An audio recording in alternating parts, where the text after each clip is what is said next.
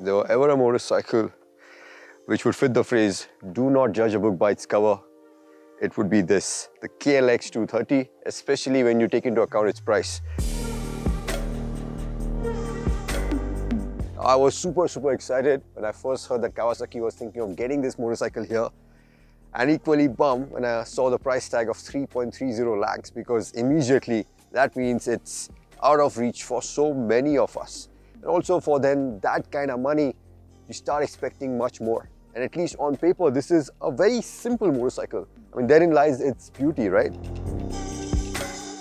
You have a very simple 233cc SOHC air-cooled engine, pumps out about 18 PS and 18.3 Newton meters of torque.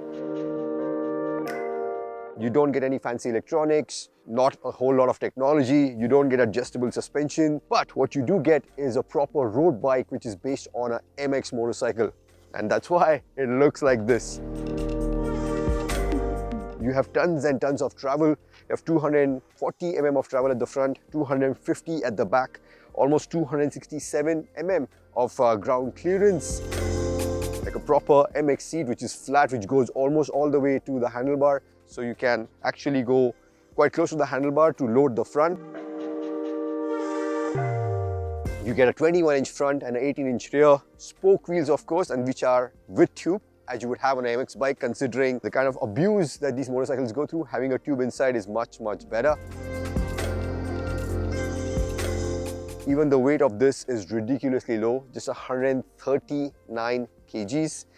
And that's also down to the fact that the tank is only 7.6 liters. But that is the whole intent of the motorcycle, right? It's a proper trail rider and is designed to take you places where you never thought possible.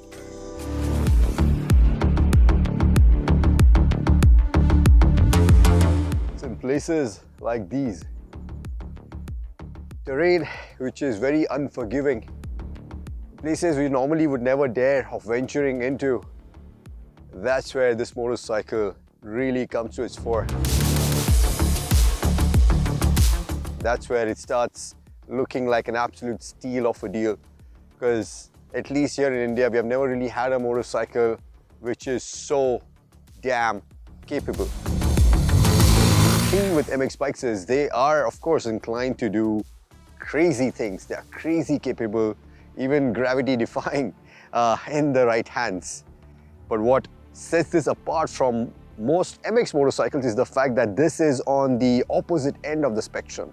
It is not at all intimidating.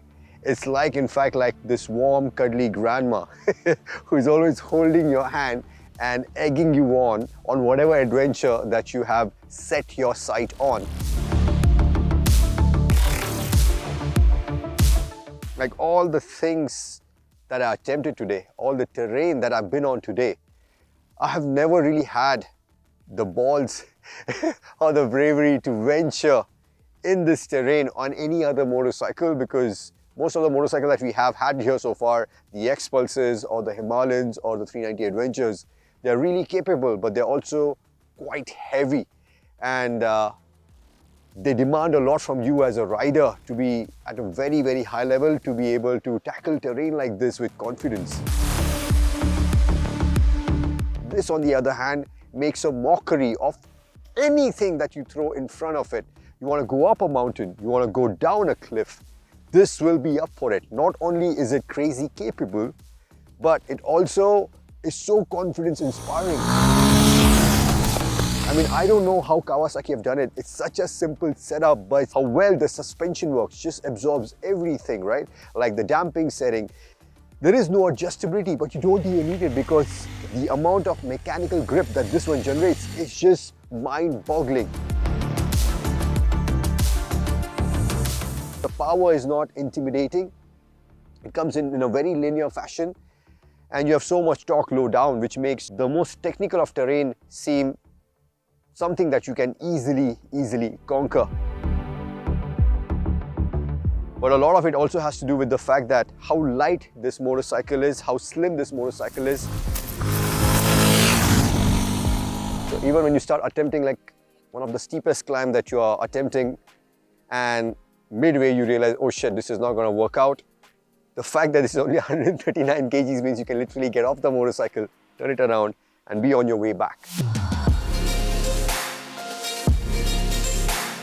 So I know a lot of you would be questioning the 880 mm seat height, which is very, very tall. But then, if you see how slim the seat is, even people who are not very tall will definitely find it very easy to at least put one foot on the ground. And also, another thing to notice, as soon as you get on the motorcycle, there's a decent amount of sag. So I think it becomes easily around 840 mm once you actually sat on it. And then the stance and everything is again just perfect for you, whether you're sitting down or you're standing up. On the really technical terrain where you do have to stand up, it just fits really, really well, even for my 511 frame. This might not be the most technologically advanced motorcycle, but you do also get dual channel ABS, which can be completely switched off. And the novelty about this is the ABS completely disengages on the front as well as the rear, which is kind of cool, because that is what you would want on a proper hard enduro motorcycle. But what I did not expect was how much fun I actually ended up having even when we were riding this on the road.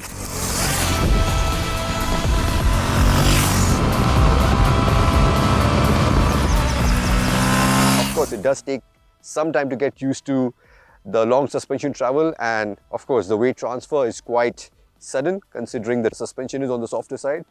But once you get used to it, the motorcycle, the chassis is still so communicative, it still inspires so much confidence. You're still carrying crazy amount of speed in the corners. The brakes are still quite potent. There is enough and more bite to come to a stop very, very quickly. Again, that has a lot to do also with the fact that this is again very light at just 139 kgs. Even in terms of refinement, I found it surprisingly refined for a single, especially for like a MX oriented motorcycle. You can easily do 100 kilometers an hour with the engine still nice and rattle free. I cannot think of a better alternative, especially if you want to, your main agenda is mainly to find new trails every weekend, and even if they're a little bit further away, yeah, you have a motorcycle which will also make the journey to the trail that much more engaging to ride. It is so simple yet so purposeful and so capable in any hands, in the hands of a newbie as well as in the hands of a really experienced rider. There is still so much fun that this motorcycle has to offer to every one of us. And which is why it's a crying shame that it is priced so high. I so wish that it was at least about 50 to 70,000 rupees cheaper, because I think that would still be a price which would distinguish it from the rest of the competition, and deservedly so, because it is a much more capable motorcycle, capable than any other motorcycle that we have seen so far, especially for a newcomer. Yeah, it's the kind of motorcycle which you definitely have to ride to fully appreciate it, because it brings so much more to the table than any number, any spec sheet can ever justify.